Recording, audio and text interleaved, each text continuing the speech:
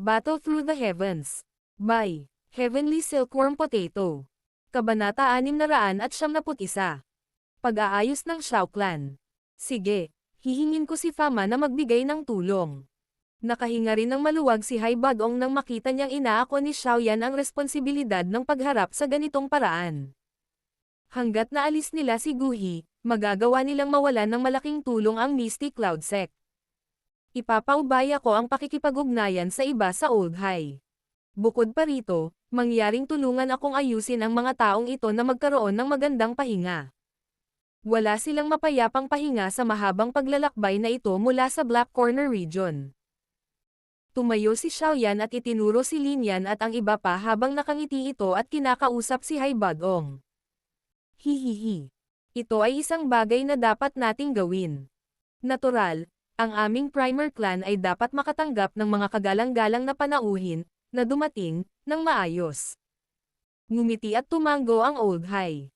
Ngumiti si Xiaoyan, ibinaling ang tingin kay Xiaoding at biglang nagsabi.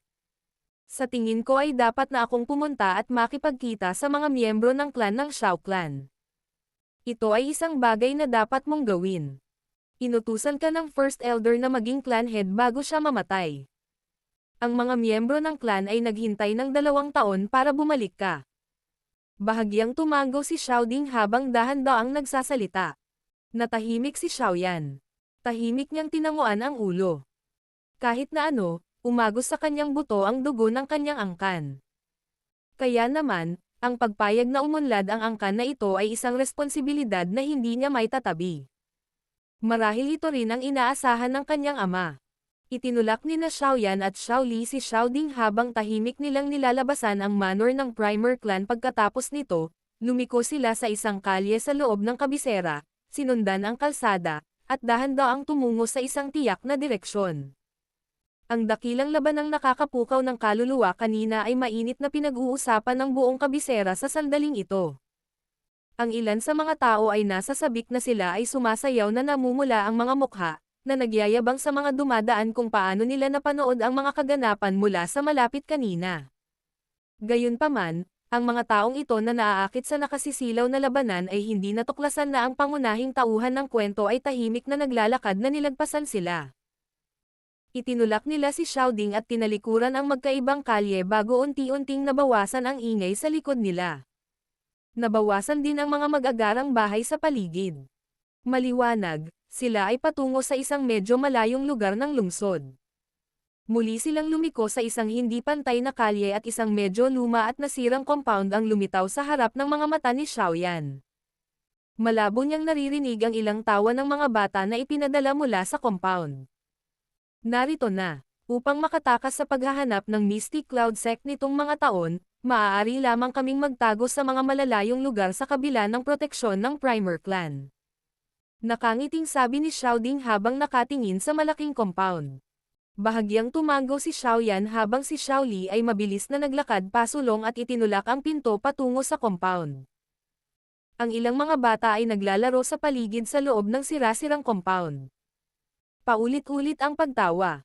Sa sandaling ito, mayroong mahigit 10 karaniwang nakadamit na lalaki sa loob ng compound. Ang mga lalaking ito ay may dalang mga sandata sa kanilang mga likod. Inilipat nila ang kanilang mga tingin at lubhang maingat. Ang buhay ng isang refugee nitong ilang taon ay naging dahilan upang ang mga miyembro ng Shao Clan ay tumigil sa pagkakaroon ng isang uri ng mayaman at nakaka-relax na aura. Sa halip ay nagkaroon ng karagdagang talas. Ang biglang pagbukas ng pinto ng compound ay agad ding nakakuha ng atensyon ng mga lalaking ito. Bahagyang nagbago ang mga mukha nila. Ang mga figure ng tao ay kumikislap at hinawakan ang mga bata na tumatakbo at inilagay sila sa likod. Pagkatapos nito, inilabas nila ang kanilang mga nagniningning na sandata mula sa kanilang likuran at itinutok ang mga ito sa labas ng compound. Hahaha. Hindi na kailangang mag-alala. Ang pamilyar na tawa na iyon ay naging sanhi ng kanilang lahat upang makapagpahinga ng ang lahat ay naging balisa. Pagkatapos nito, maraming mga tingin ang dumaan sa 3 figure ng tao sa pasukan. Itinulak ni Xiaoyan si Xiaoding at dahan-daang pumasok sa kubo na compound na ito. Lumipat ang kanyang tingin sa mga medyo pamilyar na mukha. Ang mga taong ito ay may ilang relasyon sa dugo sa kanya. Lahat, tingnan kung sino ang bumalik. Tumingin si Xiao Ding sa lahat at tumawa. Natigilan ang lahat ng miyembro ng klan nang marinig nila ito. Agad na nalipat ang kanilang mga tingin sa nakaitim na binata sa likuran niya. Nagulat ang lahat nang makita ang batang mukha na iyon. Makalipas ang ilang oras bago biglang sumabog ang alon ng ligaw na saya sa loob ng compound. Si Young Master Xiaoyan. Si Young Master Xiaoyan talaga. Bumalik na talaga siya. Hahaha. Sa wakas ay may pag-asa na ang angkan ng Xiao. Dali, pumunta at kunin ang Third Elder at ang iba pa. Tiningnan ni Xiaoyan ang mga miyembro ng Xiao Clan na talagang medyo naliligaw dahil sa ligaw na saya na biglang sumabog. Nakipagpalitan siya ng tingin kay Xiao Li sa kanyang tabi at sumilay ang isang mainit na ngiti sa kanilang mga mukha. Pagkatapos ng paglibot at pagkakaroon ng karanasan sa loob ng napakaraming taon, sa wakas ay naramdaman niya na parang nakauwi na siya nang makarating sa lugar na ito. Nagmamadaling binuksan ang pinto ng bahay sa loob ng compound habang ang lahat ay umiiyak sa sobrang saya. Agad na lumabas ang isang matandang lalaki na may pag-aalalang yabag. Pagkatapos nito, ang kanyang tingin ay mabilis na nakalok sa nakaitim na binata sa compound. Tiningnan niya ang pamilyar na mukha na iyon at ang pangatlong elder, na ang pagiging magagalitin ay naging makinis sa mga taong ito, ay hindi napigilan ang pag-agos ng kanyang mga luha. Sa wakas ay nagtiis sila hanggang sa araw na ito. Third elder, nagdusa ka sa mga taong ito. Marahan ding napabuntong hininga si Xiaoyan nang makita niya ang mukha ng pangatlong elder na naluha. Umabant siya at mamulong. Hindi mahirap, hindi mahirap. Siguradong higit na nahirapan si Young Master kaysa sa amin pagkatapos gumala sa labas ng napakaraming taon. Pinahid ni Third Elder ang kanyang mga luha at sumagot. Hindi rin makontrol ng mga nakapaligid na miyembro ng Xiao Clan ang kanilang mga mata. Namula sila nang makita ang emosyonal na pangatlong elder. Bagamat ang angkan ng Xiao ay hindi itinuturing na ilang kilala at dakilang angkan noon, mayroon pa rin silang magandang posisyon sa loob ng lungsod ng Wutan. Sa kasamaang palad, sa loob ng ilang taon, ang angkan ay mabilis na tumanggi. Sila, na sa una ay may sapat na upang mabuhay ng maginhawa, ay tumakas sa lahat ng dako, palaging nag-aalala na ang trahedya na nangyari isang gabi ay mangyari muli. Hahayaan kong magbayad ang Misty Cloud Sect ng maraming beses ng higit pa sa utang nila sa ating Xiao Clan. Dahan-daang tinapik ni Xiaoyan ang mga balikat ng ikatlong elder at nagsalita sa malambot at malalim na boses. Ang kanyang boses ay naglalaman ng ilang galit at pagpatay na layunin na mahirap itago. Siya ay may pananagutan na hindi niya maaaring iwaksi para sa Xiaoyan na mapunta sa ganitong paraan. Hihihi. May kakayahan talaga ang Little Young Master. Ang clan head talaga ay may mata sa mga tao. Mas magaling siya kaysa sa aming tatlong matatandang lalaki na hindi mamamatay. Noon. Hihihi.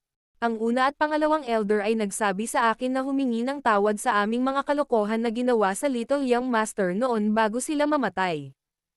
Tumawa ang ikatlong elder ngunit medyo namamaos ang kanyang boses. Mahigpit na pinagdikit ni Xiaoyan ang kanyang mga labi. Hindi mapigilan ni Xiaoyan na maramdaman na medyo umasim ang kanyang ilong sa solemna at malungkot na kapaligirang ito. Kung babalik ang kanyang ama at makitang naging ganito ang anyo ng angkan ng Xiao, malamang na madidismaya ang kanyang ama sa kanya, tama ba? Third Elder, hindi mo dapat banggitin ang mga bagay na iyon sa hinaharap. Lahat tayo ay may iisang dugo. Sa hinaharap, ang layunin natin ay maghayganti at buhayin ang Xiao Clan. Pinunasan ni Xiaoyan ang kanyang ilong at marahang nagsalita. Hihihi. Hindi na natin pag-uusapan, hindi na natin pag-uusapan. Ayon sa tagubili na ibinigay ng una at pangalawang elder bago sila namatay, ang Little Young Master ay ang kasalukuyang pinuno ng Xiao Clan. Sino mang miyembro ng clan ay susundin ang mga utos mo. Ang matandang ito ay makakatulong sa pagpapatupad ng mga alituntunin ng clan para sa sino mang tumangging tanggapin sila. Biglang naging matigas ang tingin ng ikatlong elder nang magsalita ito hanggang sa puntong ito. Solemn na ang boses niya. Sa tingin ko ang kuya na iyon ay mas angkop para sa posisyon na ito ng clan head. Nagmamadaling nagsalita si Xiaoyan nang marinig niya ito. Pangatlong kapatid, hindi ka na dapat tumanggi pa. Ito ang mga huling salita ng una at pangalawang elder at hindi na mababago ang mga ito. At saka, ikaw lang ang may kakayahang pamunuan ang Shao Clan upang maging maunlad muli. Umiling si Xiao Ding at nakangiting nagsalita. Tama, pangatlo kuya, ikaw lang ang pwedeng kumuha ng pwesto ng clan head. Relax, tutulungan kita ni kuya. Natawa din si Xiao Li.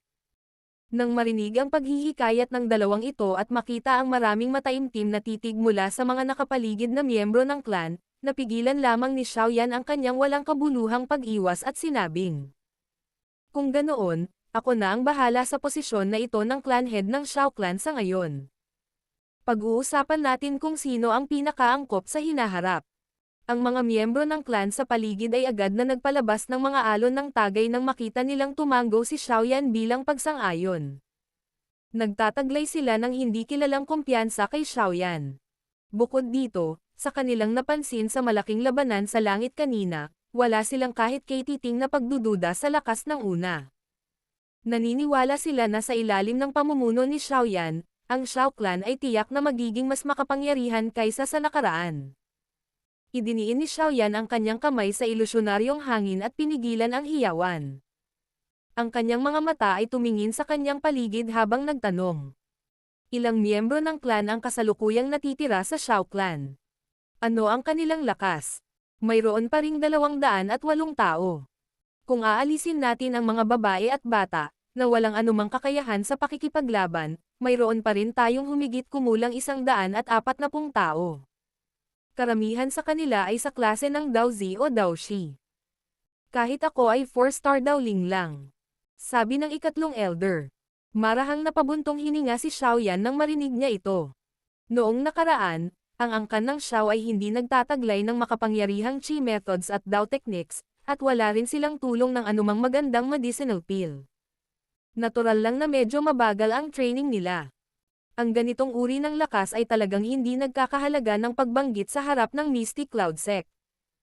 Mukhang walang mahigit 200 tao ang lugar na ito. Tumingin si Xiao Yan sa paligid niya at nagtaka ng malakas. Lihim kaming nagtatag ng isang mersenaryong grupo na ginagamit para kumita ng karagdagang kita at tumulong sa pagsasanay sa mga miyembro ng clan. Kaya, karamihan sa kanila ay karaniwang nakakalat sa pagkumpleto ng kanilang mga gawain. Ang ikatlong elder ay nagmamadaling sumagot.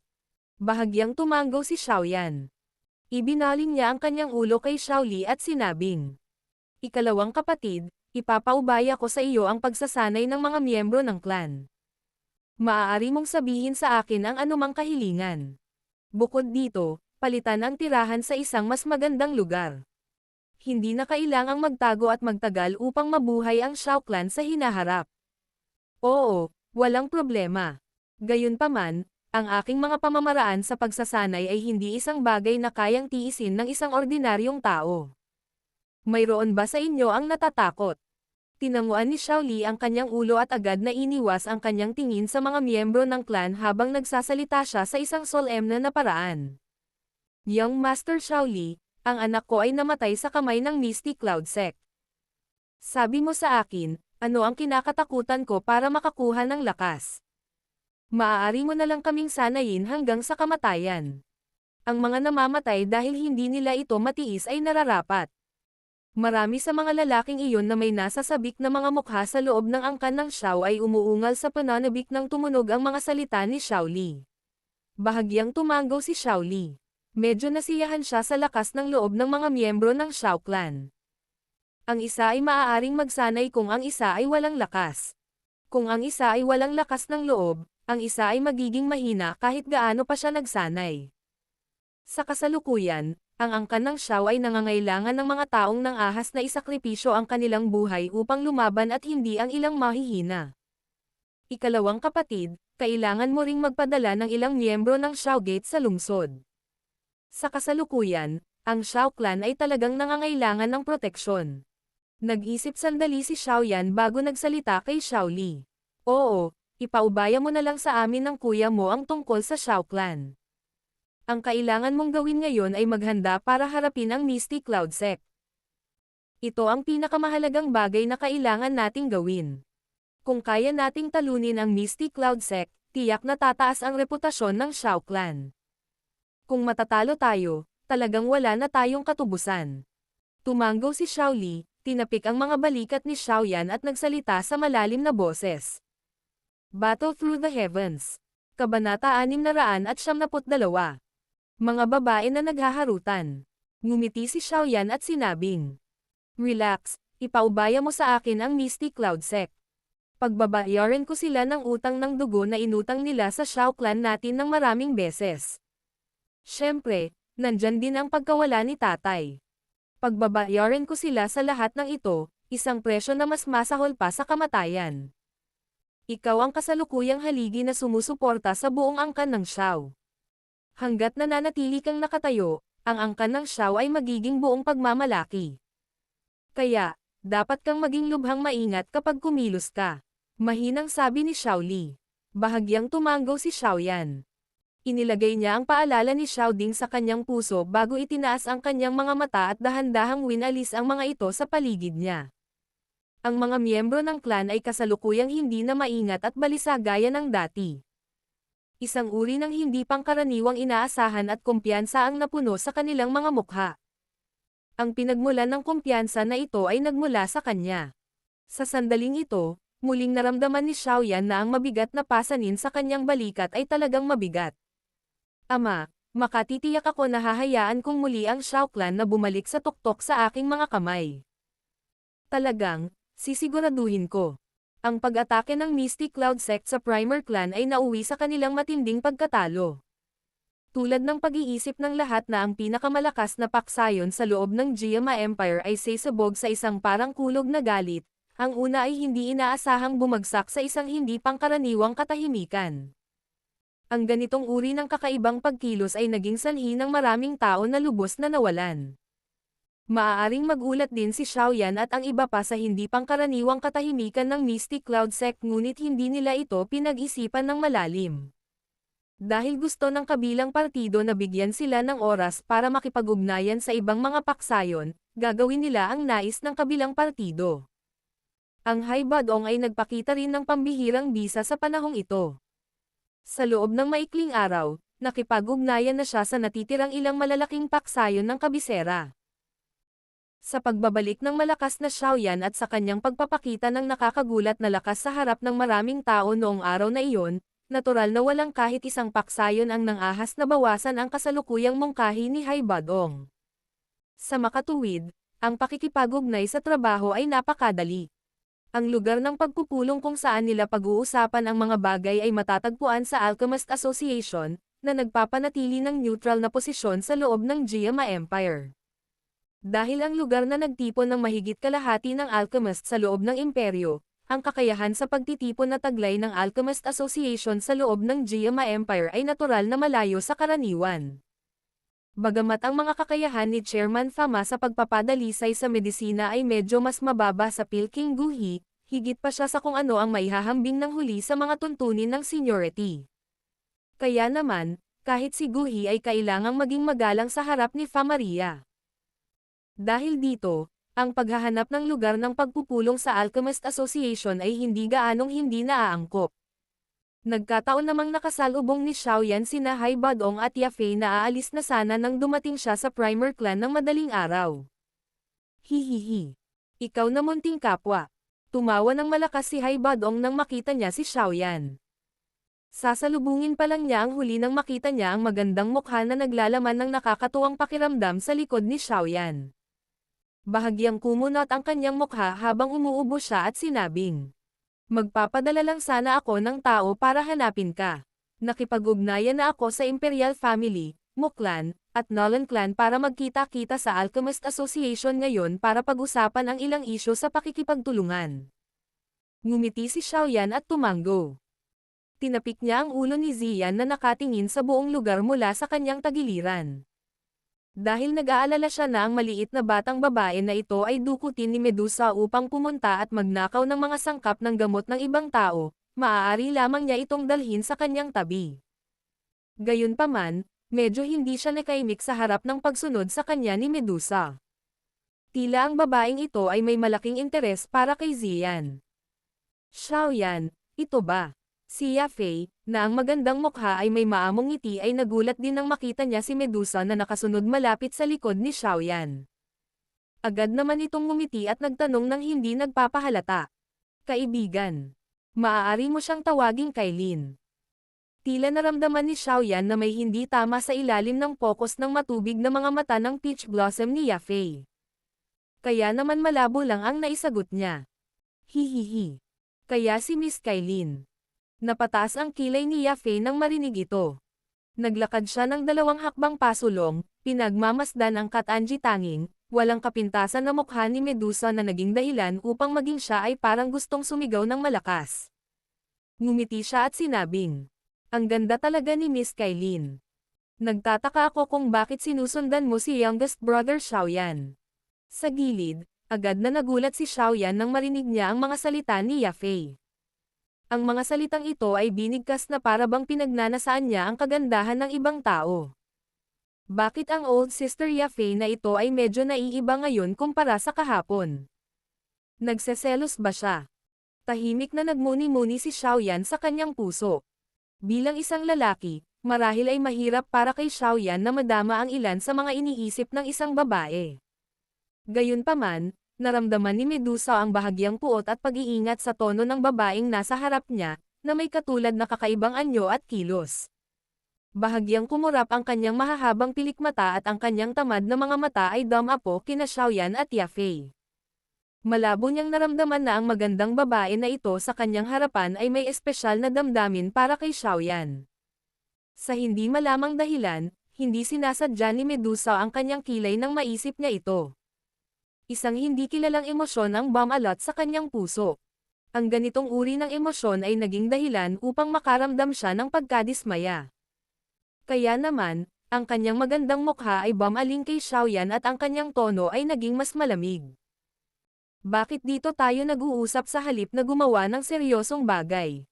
Nagulat din si Xiaoyan nang makita niyang biglang nanlamig ang ekspresyon ni Medusa. Agad na dumapo ang kanyang tingin sa magkabilang mukha ni Yafei at pagkatapos ay sa kanyang mukha. Parang naguguluhan ang kanyang puso. Bakit hindi naging normal ang dalawang babae ngayon? Ubo. Ubo. Ubo. Ubo. Ubo. Si Hai Badong sa tabi ay isang napakaraming tao sa kanyang katandaan. Nagawa niyang makita ang medyo hindi pala kaibigan na kapaligiran sa pagitan ni Yafei at Medusa sa isang sulyap at agad na nagpakawala ng tuyong ubo habang nagmamadali niyang hinayla si Yafei sa likod niya. Kung ang mabangis at magandang babaeng ahas na ito ay biglang umatake, malamang na hindi makayanan ni Yafei ang kahit isang suntok dahil sa kanyang lakas. Yafei, lahat ng auction house ng clan ay muling magbubukas ngayon. Ang mga bagay na ito ay magulo din. Dapat kang magmadali upang idirekta at ayusin ang mga ito. Kailangan pa naming magmadali ng grupo ni Xiaoyan sa Alchemist Association. Bagamat medyo ayaw ni Yafei, tumango lang siya nang marinig niya ang utos ni Hai Badong.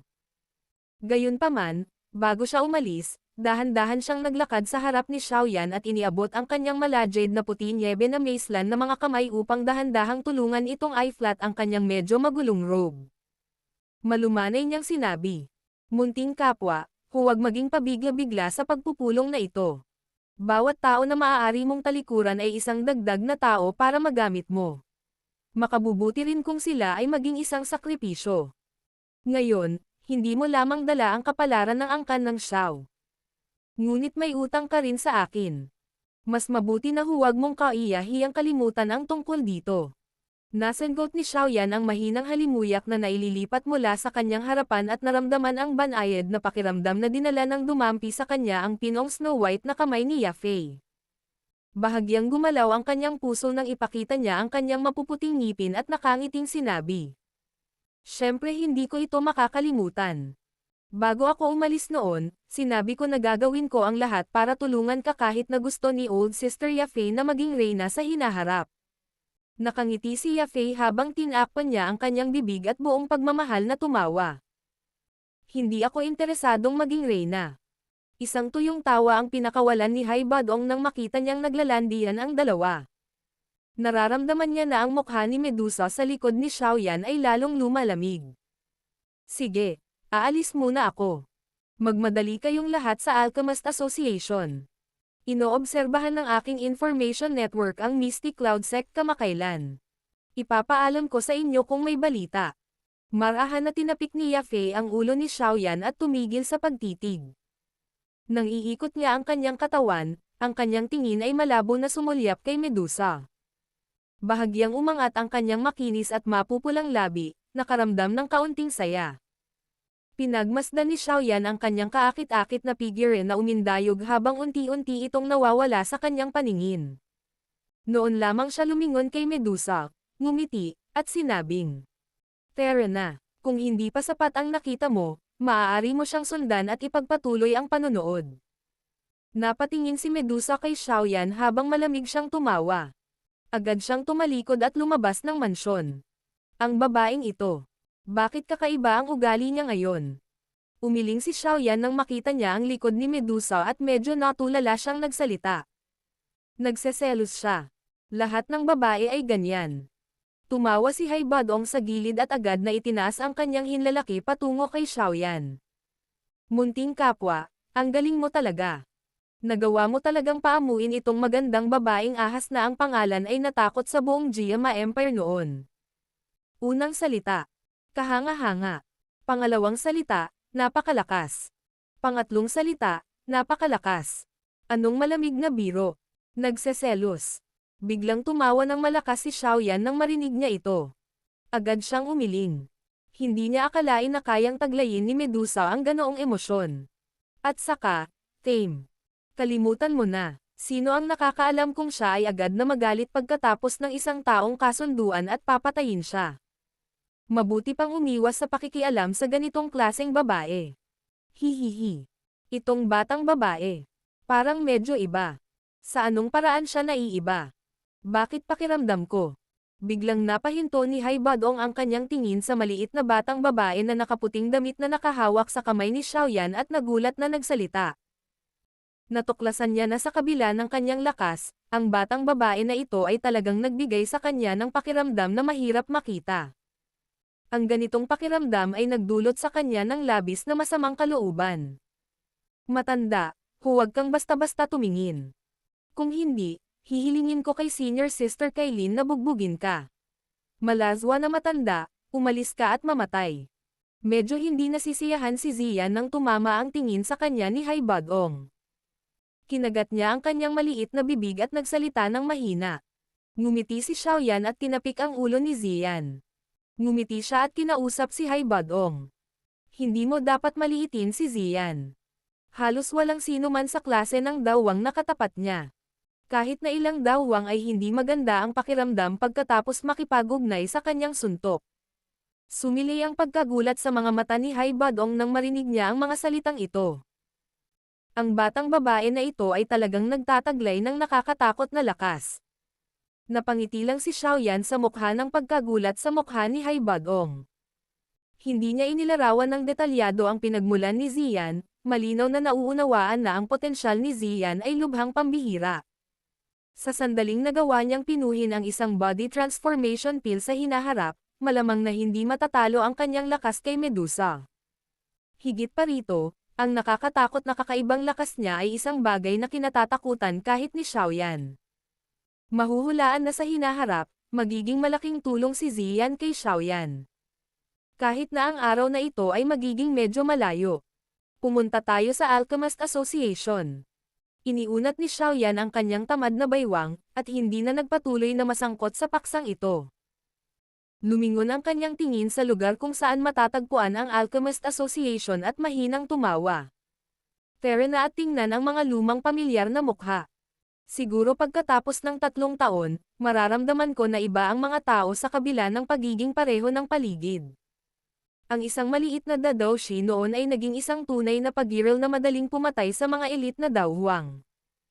Hindi ba ito ang pakiramdam ng mga tao na naiiba sa kabila ng pagiging pareho ng paligid? Halimbawa, ang matandang lalaking iyon na si Jie Xingtian, nananatili pa rin siya sa tuktok ng klase ng dawhwang pagkatapos ng 3 taon. Ngunit ikaw ay ganap na nagbago. Natawa si Haibadong.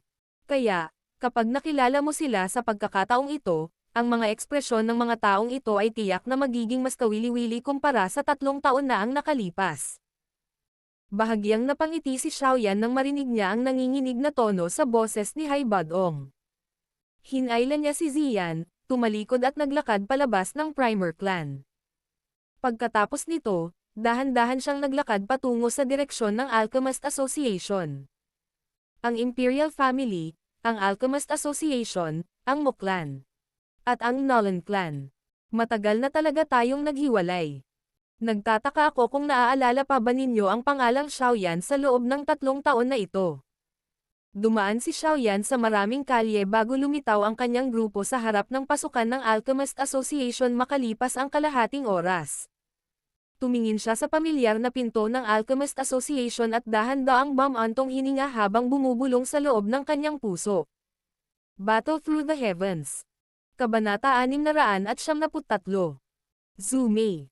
Dahan-daang pumasok si Xiaoyan sa Alchemist Association na sumasakop sa napakalaking bahagi ng lupain kasama ang Hai Badong. Ang ingay sa likod niya ay unti-unting napawi at isang mahinang halimuyak na panggamot ang kumalat mula sa lugar, na naging sanhi ng pakiramdam ng isang tao na maluwag at masaya. Ang kasalukuyang Alchemist Association ay higit na makapangyarihan at maunlad sa mga tuntunin ng kakayahan at bilang kumpara sa 3 taon na ang nakalipas kasunod ng paulit-ulit na pagsali sa kanila ng mga alchemist sa loob ng 3 taon na ito. Sa pinakakaunti, bihirang magkaroon ng ganoong kalaking trapiko ng tao sa loob ng asosasyon noon. Kinailangan ni Hai Badong na magsagawa ng ilang paghahanda pagkatapos makapasok sa asosasyon. Kaya naman, sinabi lang niya kay Xiaoyan ang lokasyon ng pagpupulong bago umalis mag-isa. May nararamdaman pa rin si Xiaoyan sa Alchemist Association na hiniwalayan niya 3 taon na ang nakakaraan. Noon, naranasan niya ang isang mahusay na kompetisyon sa pagdadalisay ng gamot na napakahirap para sa kanya. Gayunpaman, siya ay higit sa lahat ay itinuturing na isang Tier 3 alchemist na maaaring pinuhin ang isang Tier 4 na medicinal pill noong lumahok siya sa kompetisyon noon. Gayunpaman, ngayon siya ay isang Tier 6 na alchemist na may kukumpara kay Pil King Guhi. Ang pagpapahusay na ito ay hindi maliit. Tumingin sa lahat ng direksyon ang tingin ni Xiaoyan bago hilahin si Ziyan, na puno rin ng pagtataka ang mukha, habang dahan-dahan silang naglalakad papunta sa transaction area. Kung ang isang tao ay may magandang pangunawa at mapalad, maaaring makahanap ng isang magandang bagay sa ganoong lugar. Ang Skyfire 3 Mysterious Change ni Xiaoyan ay isang bagay na sa kabutihang palad ay nakuha niya mula sa lugar na ito. Naglakad si Xiaoyan sa lugar ng transaksyon kasama si Ziyan. Ang mga nagtitinda ay tila walang katapusan at ang itim na masa ng mga ulo ng tao ay naging sanhi ng pagsigaw ni Xiaoyan. Kasunod ng paglaki ng Alchemist Association sa loob ng 3 taon na ito, ang laki ng lugar ng transaksyon ay lumawak ng husto. Biglang huminto ang nakamamanghang tingin ni Xiaoyan pagkapasok niya sa transaction area. Medyo natigilan siya nang makita ang isang figurine na kasing puti ng nyebe sa di kalayuan. Nakasuot ng puting damit ang figure habang ang mahaba niyang buhok ay naglalabas ng malamig na yelo na parang mga snowflake. Ang medyo pamilyar na figurang ito ay naging dahilan upang maalala ni Xiaoyan ang disipulo ni Frank na nakilala niya sa Black Rock City noong siya ay nagsasanay sa Jiama Empire 3 taon na ang nakararaan, si Zumei.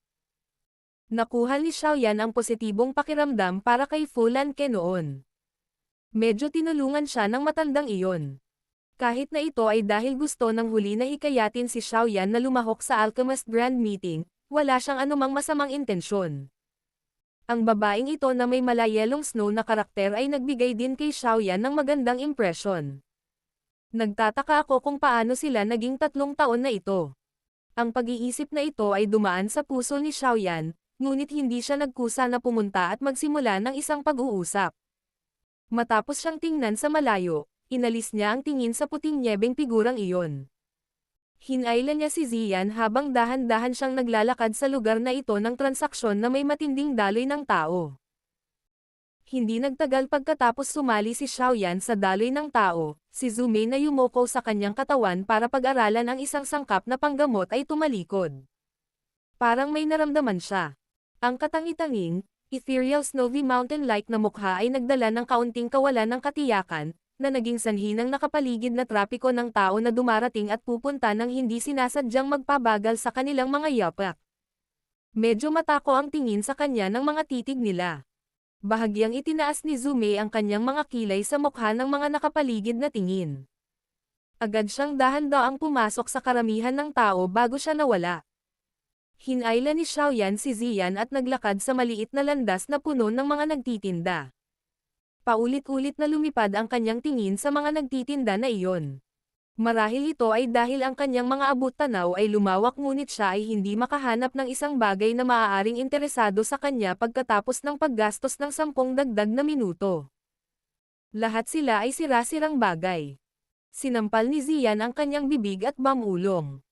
Ang yawa na karaniwan niyang kinakain ay lahat ay pino mula sa napakabihirang mga sangkap na panggamot sa mata ng isang ordinaryong tao.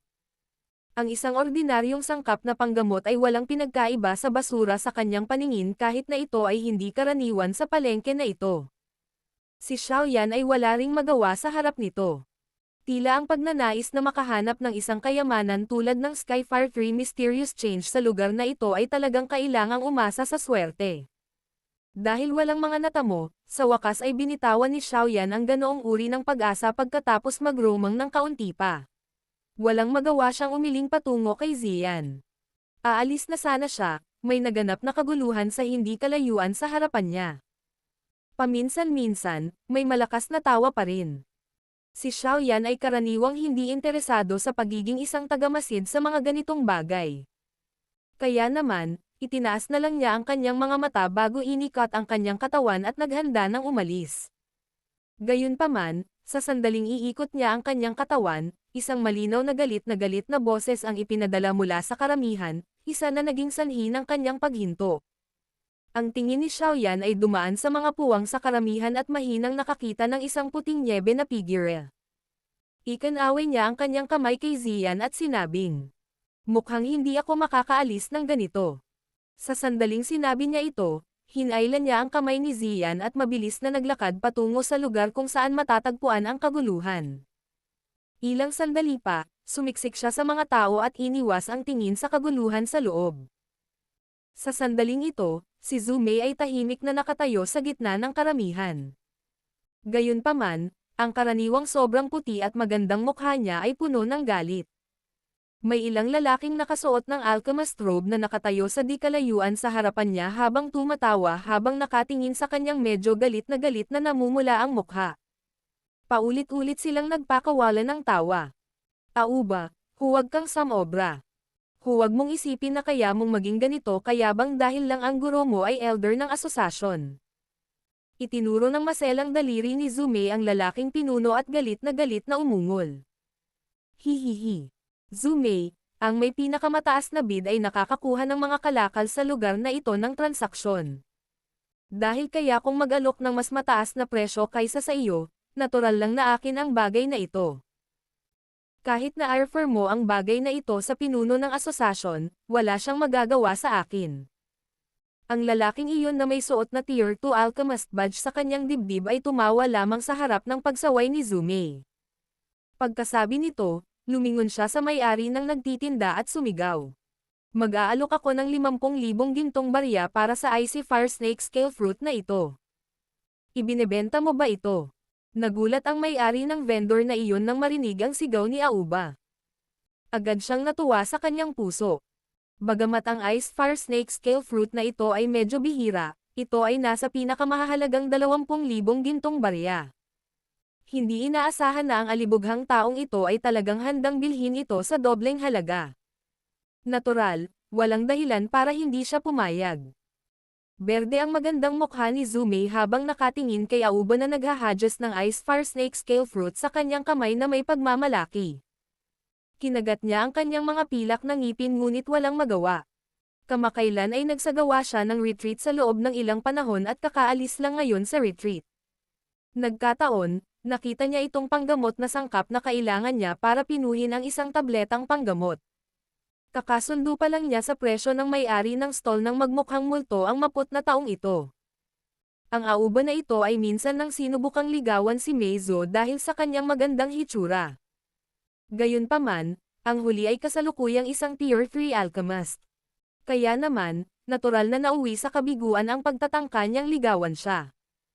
Gayunpaman, ang isang pagkabigo ay maaaring isang kabiguan ngunit ang stalker na ito sa wakas ay naging labis na hindi nasisiyahan matapos na pampublikong tanggihan ni Zume ng ilang beses. Paulit-ulit niyang binago ang kanyang mga taktika upang humanap ng gulo kay Zume, na naging sanhi ng labis na pagkairita nito. Bukod dito, ang kanyang guro ay may napakahusay na kakayahan sa pagpino at matagal nang na-promote sa isang elder na posisyon sa kabila ng kamakailan lamang na sumali sa asosasyon. Medyo mataas ang kanyang posisyon sa loob ng asosasyon at bumuo siya ng mga pangkat gamit ang katayuang iyon. Maliban sa pinuno ng asosasyon at sa kanyang kinatawan, ang may pinakamataas na awtoridad sa loob ng asosasyon ay ang guro ni Aoba. Kaya naman, hindi nang ahas si Meizo na atakihin at saktan ang taong ito sa kabila ng matinding inis. Gayunpaman, malinaw na minaliit ni Zume ang kasuklam-suklam nitong malagkit na candy. Ang kanyang pagpapaubaya ay naging dahilan upang samantalahin ni Aoba ang anumang bentahe na makukuha niya. Siya ay darating at maghahanap ng gulo sa bawat pagkakataon. Ang sitwasyon ngayon ay hindi ang unang pagkakataon na nangyari ito. Nakahinga si Zume ng malalim na hangin. Tiningnan niya ang lalong napupuot at mayabang na mukha ni Aoba bago nagngangalit ang kanyang mga ngipin.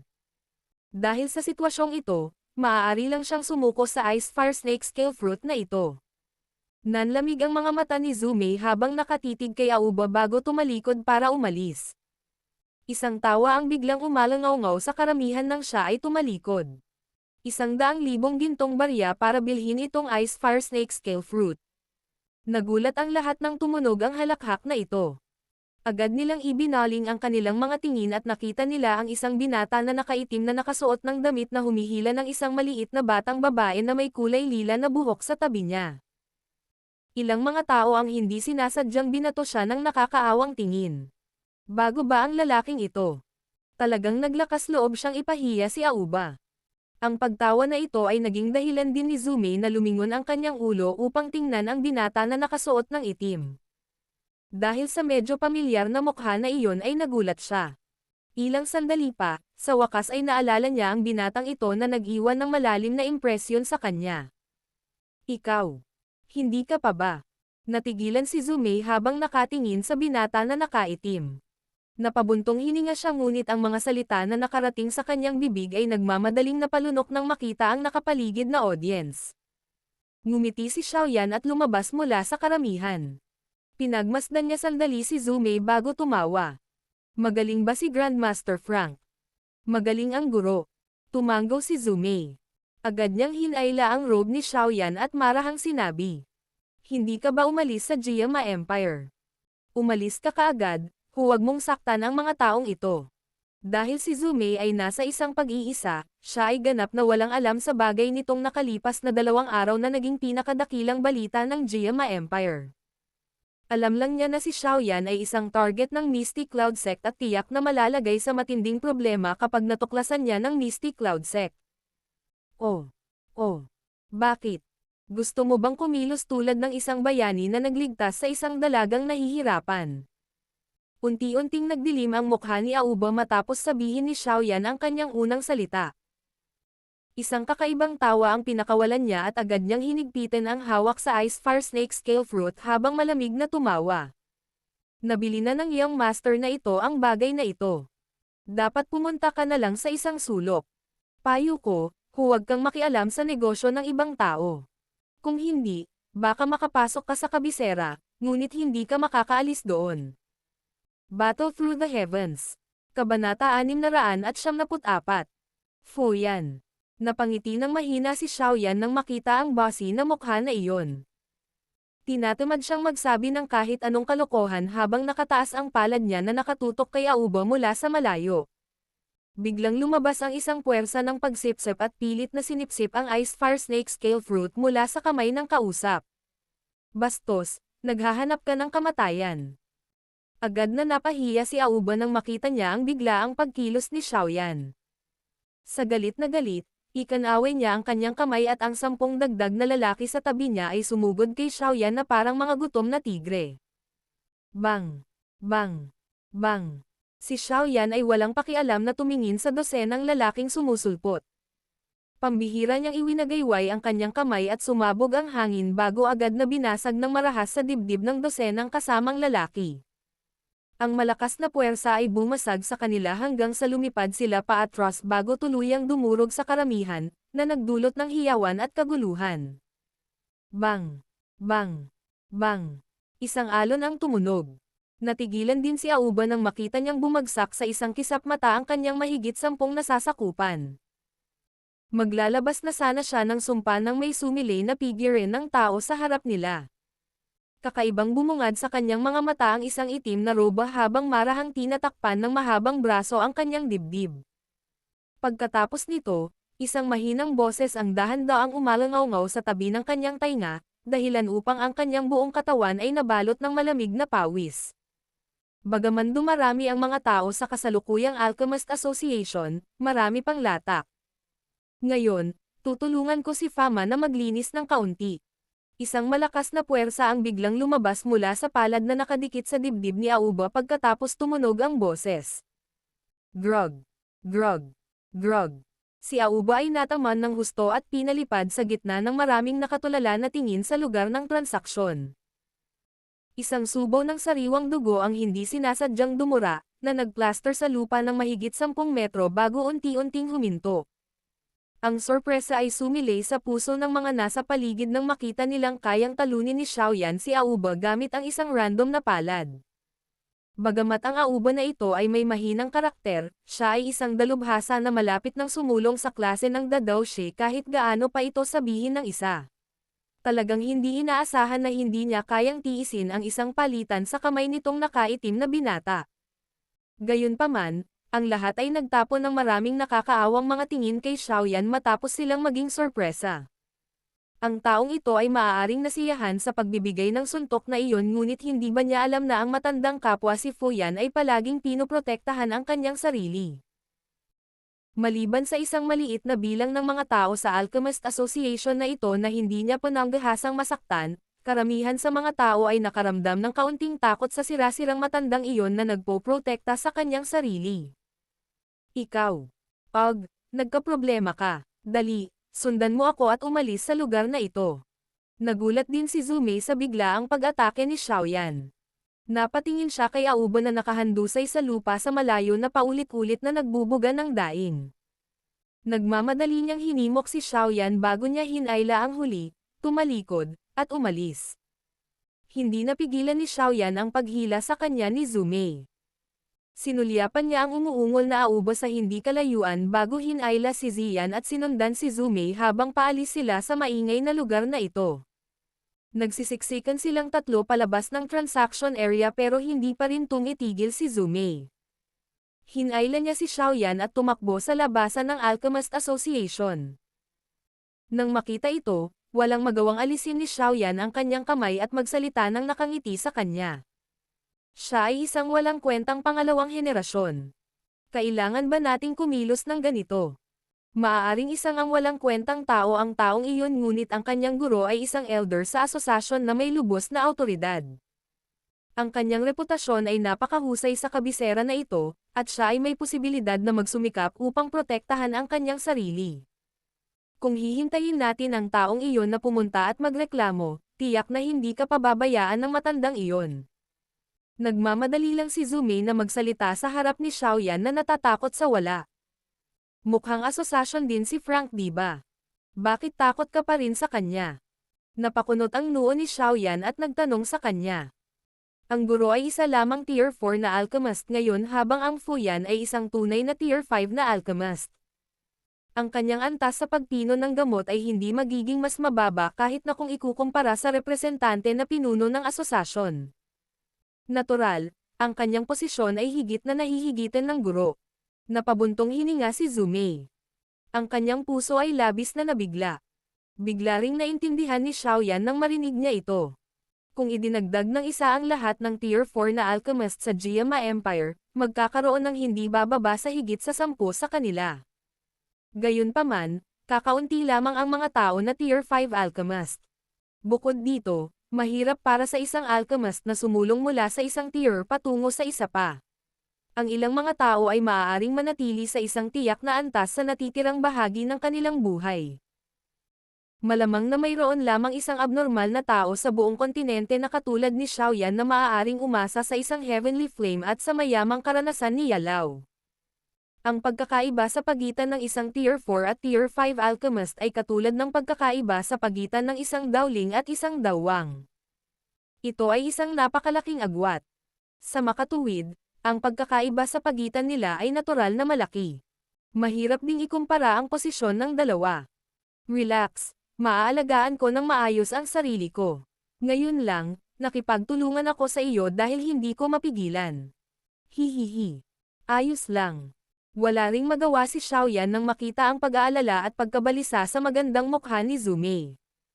Hindi niya akalain na ang pag-alis niya para tulungan siya ay magdudulot ng higit na pagkabalisa sa kanya. Sa sandaling iyon, tanging tawa at aliw lang ang nagagawa niya.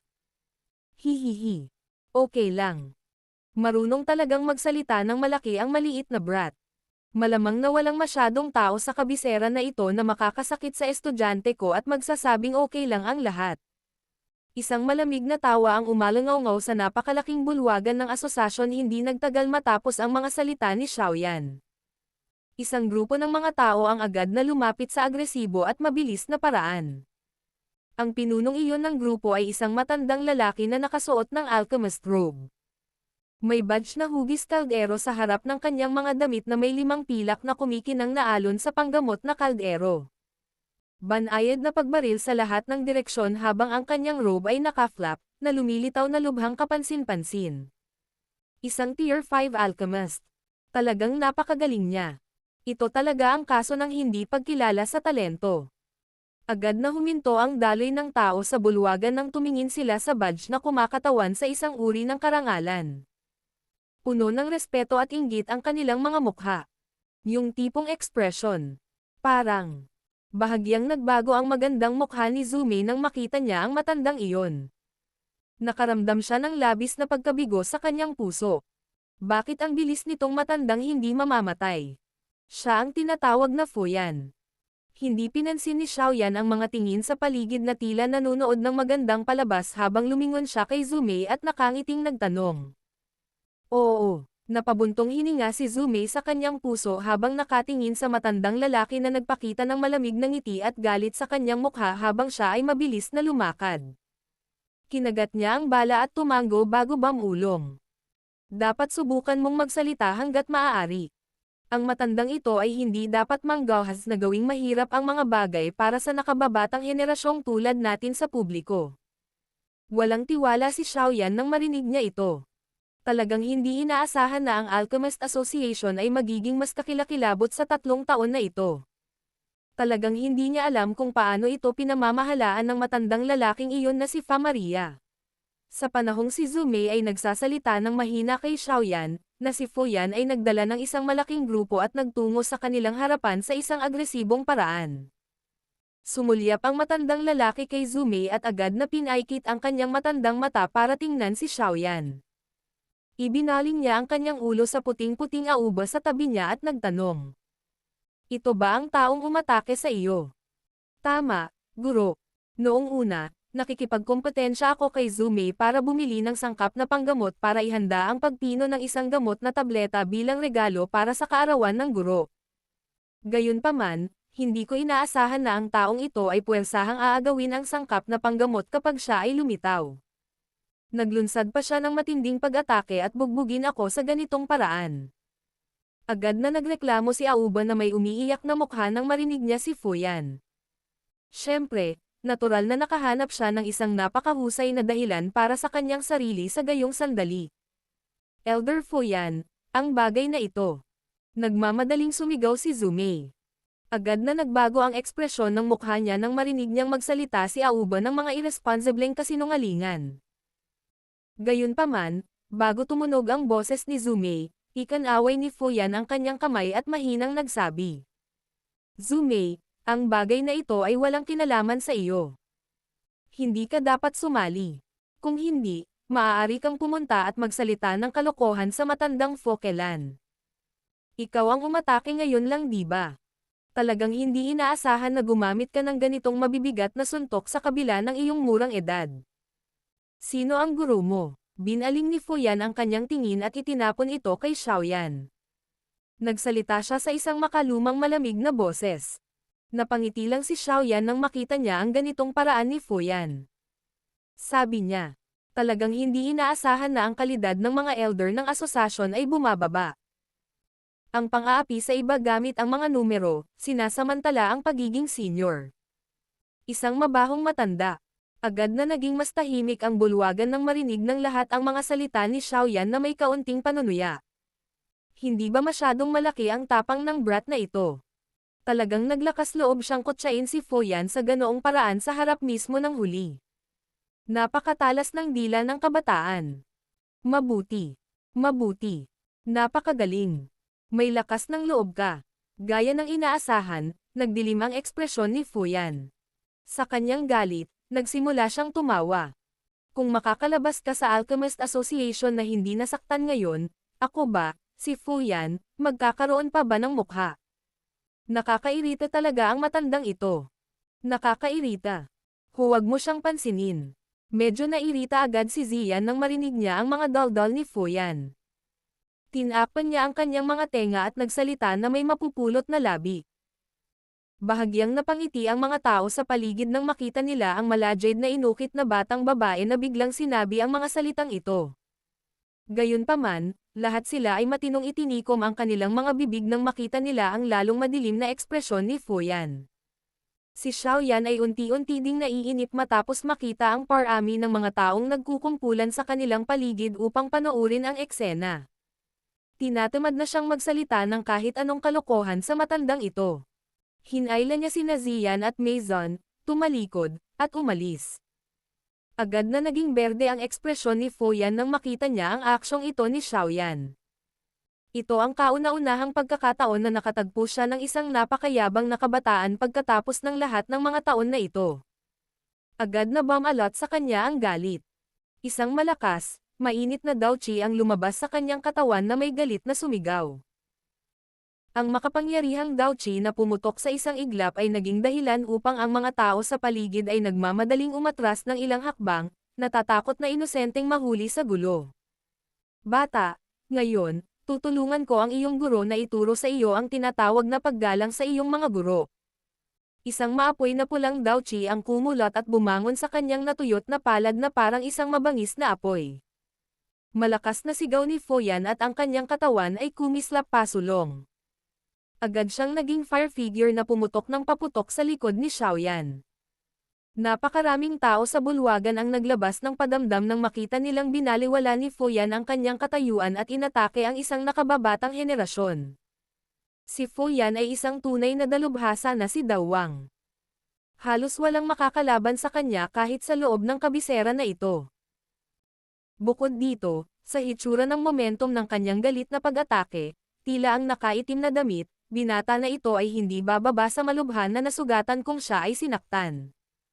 Lumipat si Fuyan palapit kay Xiaoyan sa parang kidlat na paraang tulad ng pag-iisip na ito sa puso ng lahat. Gayunpaman, hahawakan na sana ng kamay ang damit ng huli nang biglang iwinagayway ni Xiaoyan ang kanyang braso. Isang manggas ng kanyang hiwa sa hangin. Ang manggas ay kasing tigas ng metal matapos itong ibuhos ni Daochi. Bang! Bang! Bang! Ang mga manggas ay bumangga sa kamao ni Fuyan at isang hangin ang lumabas mula sa punto ng kontak. Kaagad, ang mukha ng lahat ay nagulat nang makita nila ang katawan ni Fuyan na biglang lumipad paatras bago tuluyang bumagsak sa lupa ng malungkot. Natigilan ang lahat. Battle Through the Heavens. Kabanata 695. Pagpupulong. Tahimik ang buong bulwagan sa harap ng medyo hindi pangkaraniwang eksenang ito. Lumilitaw na kahit si Fuyan ay hindi makapaniwala sa eksenang ito at ang kanyang mukha ay ganap na nabigla at napuruhan. Malinaw niyang naramdaman na ordinaryo lang ang lakas ng binata sa kanyang harapan, bakit? Malungkot na umakyat si Fuyan mula sa lupa. Pulang-pula na ang mukha niya.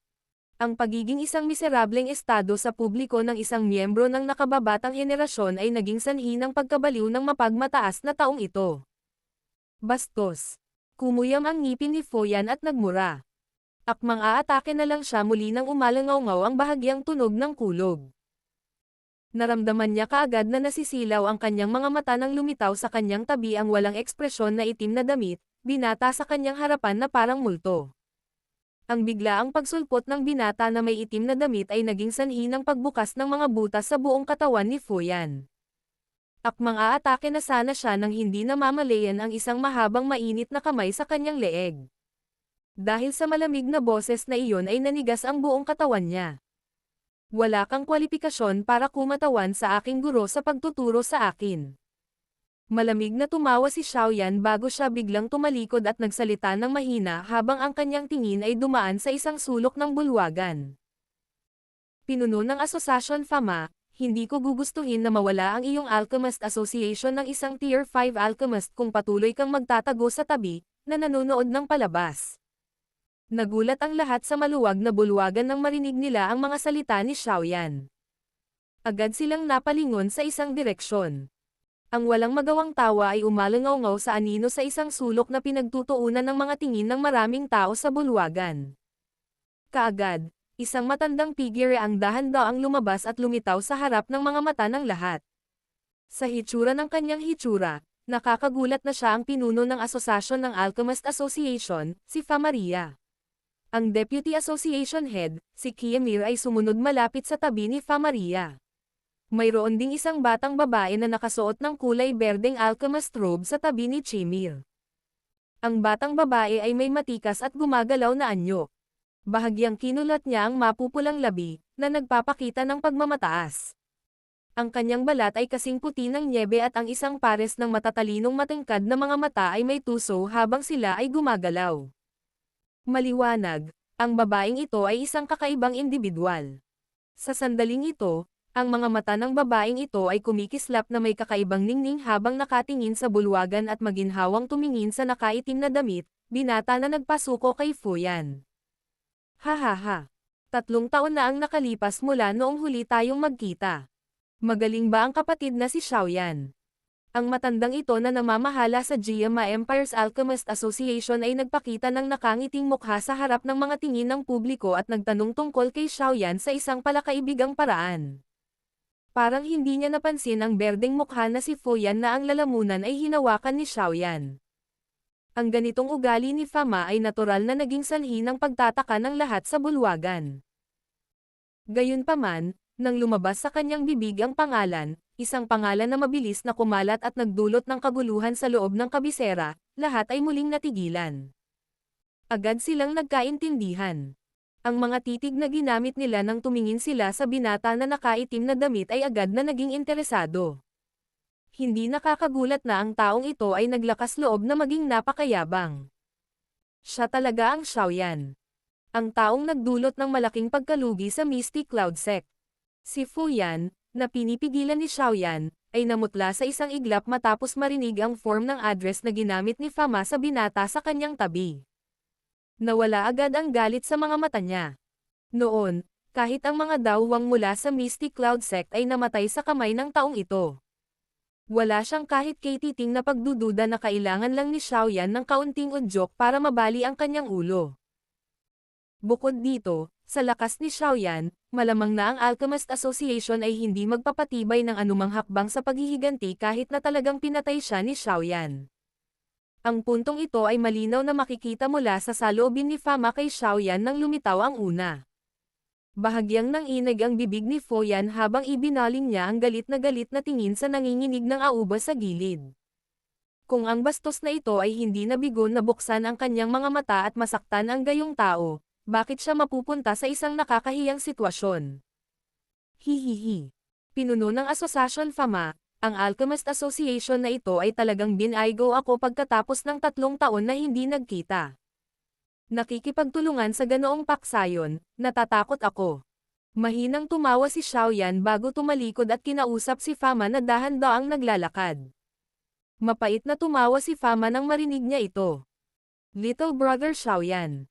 Talagang may responsibilidad ang aming asosasyon sa bagay na ito. Sinaktan ka ni Fuyan.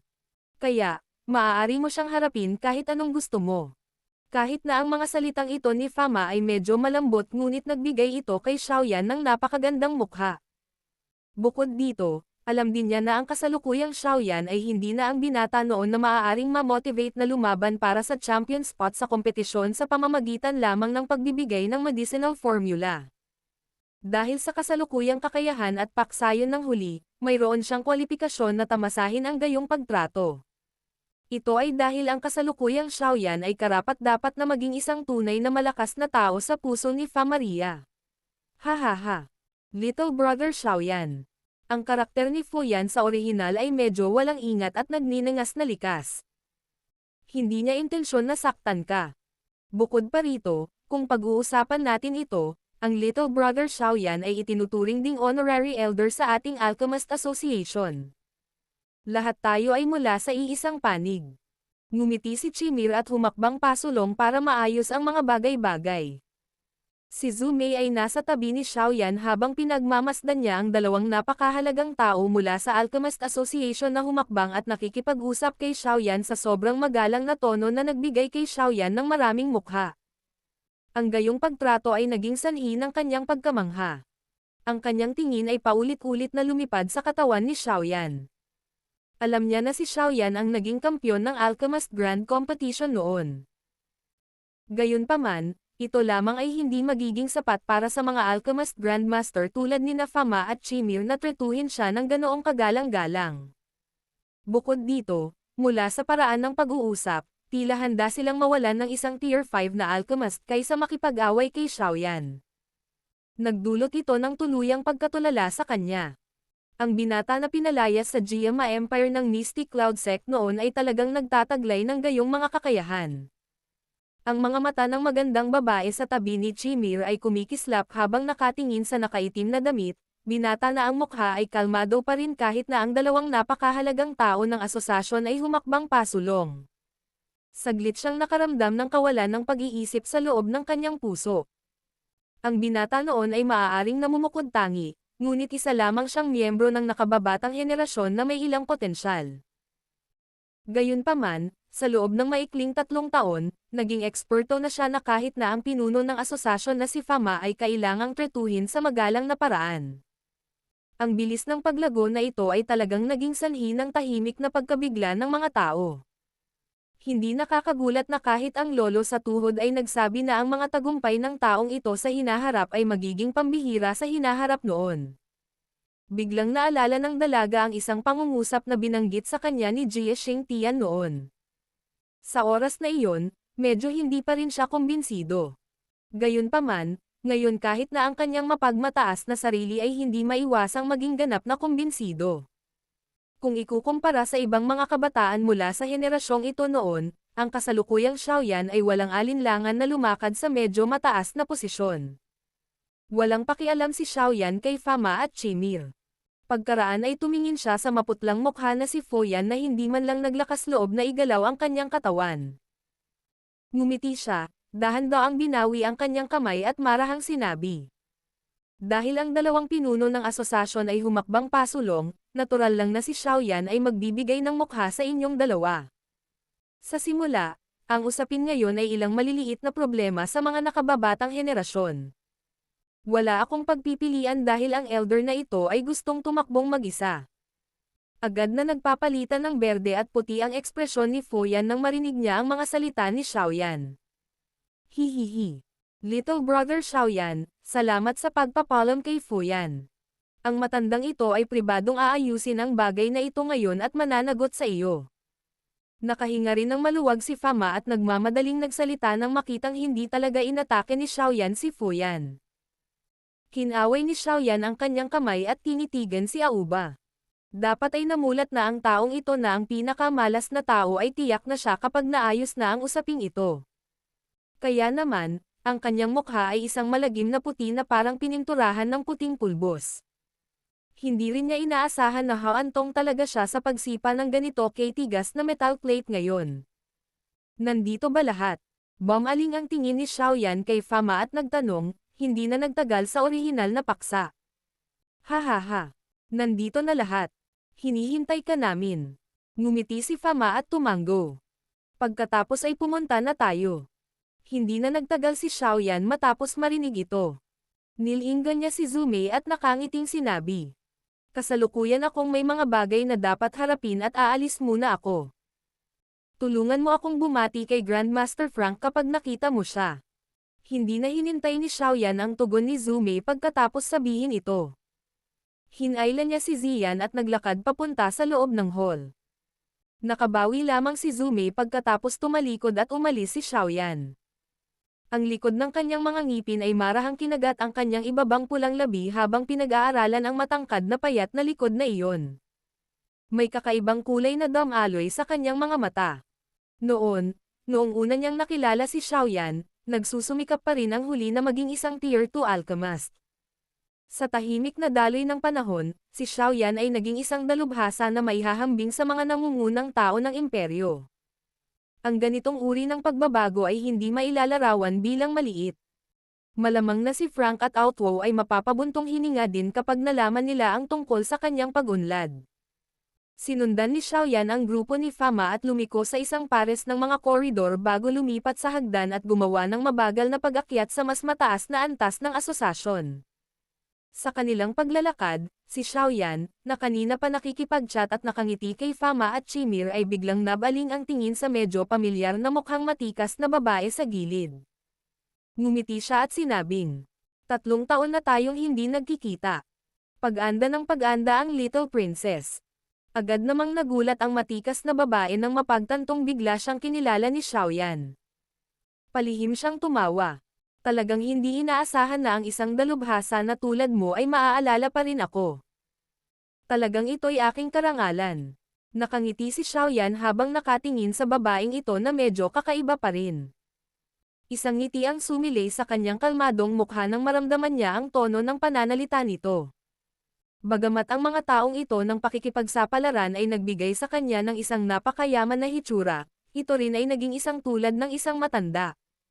Sino ang makakaisip na siya ay talagang hindi mas matanda kaysa sa munting prinsesa? Naalala niya noon nang ang isang grupo ng mga miyembro mula sa mga nakababatang henerasyon ay nakikipagkompetensya sa isa't isa upang maging kampyon ng Alchemist Grand Competition. Ngayon, nagbago na ang mga taong sumali. Sina Fama at Chimir na naglalakad sa unahan, ay napatingin kay Xiaoyan na masayang nakikipag-usap sa munting prinsesa. Bahagya silang nagulat bago sila nagpalitan ng tingin. Isang kakaibang ngiti ang sumilay sa kanilang mga mata. Ang edad ng munting prinsesa.